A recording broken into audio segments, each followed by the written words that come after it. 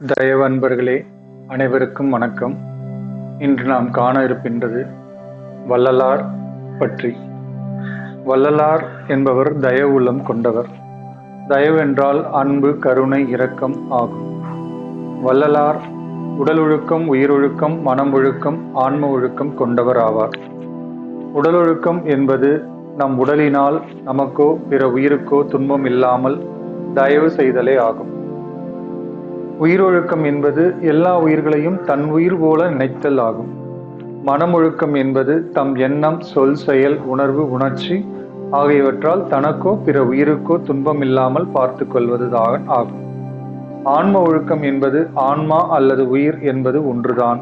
இந்த ஒன்றுதான் நாமாகவும் அனைத்துமாகவும் உள்ளது என்று உணர்வது. ஆன்மா என்பது தயவு மனம் ஆகும். வள்ளலார் ஆன்மநேய ஒருமைப்பாட்டு உரிமை கொண்டவர். ஆன்மநேய ஒருமைப்பாடு என்றால் ஆன்மா என்பது ஒன்றுதான். இந்த ஆன்மா ஏற்றுக்கொண்ட தோற்றங்கள் தான் பல. நான் என்பது அனைத்தும் நாமாக உள்ளோம். ஆகவே நான் என்றால் அனைத்தும் என்றும் பொருளாகும்.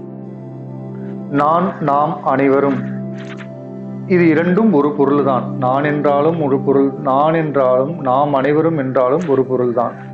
ஆகவே நாம் அனைவரும் அனைத்தின் மீதும் ஒருமையான தயவு செய்தலே உண்மையான உரிமையாகும். இதுவே ஆன்மநேய ஒருமைப்பாட்டு உரிமையாகும். வள்ளலார் ஜீவகாருண்ய ஒழுக்கம் கொண்டவர். ஜீவகாருண்யம் என்பது உயிர் இரக்கமாகும். எல்லா உயிர்கள் மீதும் தயவு செலுத்தலே உண்மையான கடவுள் வழிபாடு ஆகும்.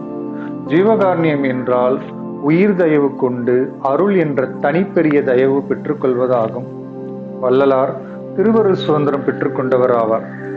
திருவருள் சுதந்திரம் என்பது நான் எனது என்ற சுதந்திரத்திலிருந்து விடுதலை பெற்று கொள்வதாகும். நான் எனது என்ற உணர்வில் இருந்து விடுபட்டு அருள் என்ற தனிப்பெரிய தயவு உணர்வாக விளங்குவதுதான் திருவருள் சுதந்திரம் ஆகும்.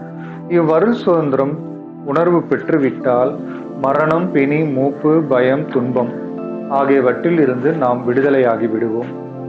வள்ளலார் சாகா கல்வி பயின்றவர் ஆவார்.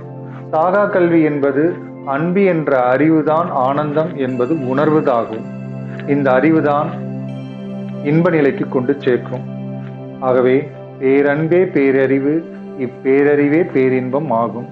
வள்ளலார் சாகா கல்வி உணர்வால் சாகா வரம் பெற்று கொண்டவர் ஆவார். சாகாவரம் என்பது மரணமில்லாத பெருவாழ்வு ஆகும். மரணமில்லாத பெருவாழ்வுதான் பேரின்ப சித்தி பெருவாழ்வாகும். இந்த வாழ்வு நிலைதான் நித்திய சுக ஆனந்த நிலையாகும். வள்ளலார் சன்மார்க்கம் வாழ்வு வாழ்கின்றவர் ஆவார். சன்மார்க்கம் என்பது சத்து மார்க்காகும். சத்து என்பது சத்தியம். சத்தியம் என்பது தயவு, அன்பு, கருணை ஆகும். மார்க்கம் என்பது வழியாகும். ஆகவே சன்மார்க்கம் என்றால் தயவு வாழ்வு வாழ்வதாகும். வள்ளலார் அருட்ஜோதி ஆனவர் ஆவார். இந்நிலையினால் இவர் சுத்த தேகம், பிரணவ தேகம், ஞான தேகம் என்னும் திரிதேகம் சித்தி பெற்றுக் கொண்டவர் ஆவார். அருட்ஜோதி என்பது தனிப்பெருங்கருணை கொண்ட சக்தி ஒளியாகும். நாம் அருட்ஜோதி நிலையை பெற்றுவிட்டால் நம் உடல், நம் உயிர், நம் மனம் ஆகிய அனைத்தும் அருள் ஒளியாகிவிடும். வள்ளலார் அருட்ஜோதி கடவுள் ஆனவர். அருட்ஜோதி என்பது இயற்கை உண்மையாகிய அருளும் இயற்கை விளக்கமாகிய ஜோதியும் சேர்ந்ததுதான் இந்த இயற்கை இன்பமானது. இந்த இயற்கை இன்பம்தான் நித்திய சுகம் ஆனந்தம் ஆகும். வள்ளலார் தனிப்பெரிய தயவு என்ற அருளை பெற அவ்வருளை வாழ்த்தி பாடி பாடி உள்ளம் உருகினார். இந்த அருள் உருக்கமே இவரை அருளாக மாற்றிவிட்டது. அதனால் இவர் பாடிய அருள் பாடல்களை திருவருட்பா என்று அழைக்கின்றோம். இந்த அருட்பெருஞ்சோதி அனுபவம் வள்ளலார் பெற்றுக்கொண்டதால் தயவு ஆகிவிட்டார்.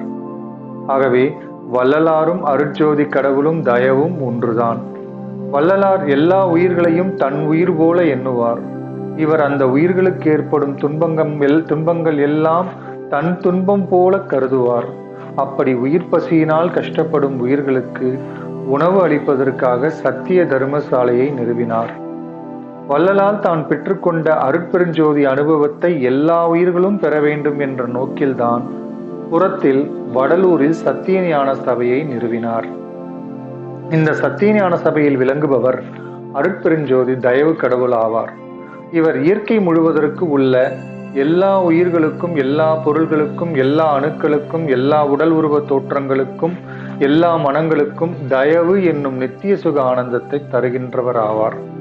வள்ளலார் தன்னுடைய அகத்தில் பெற்றுக்கொண்ட அருட்பெருஞ்சோதி நிலையை புறத்தில் வடலூர் மேட்டுக்குப்பம் சித்திவளாகத்தில் என்ற இடத்தில் தன் உடல் முழுவதையும் அருட்பெருஞ்சோதி தயவு கடவுளாக ஆகிவிட்டார்.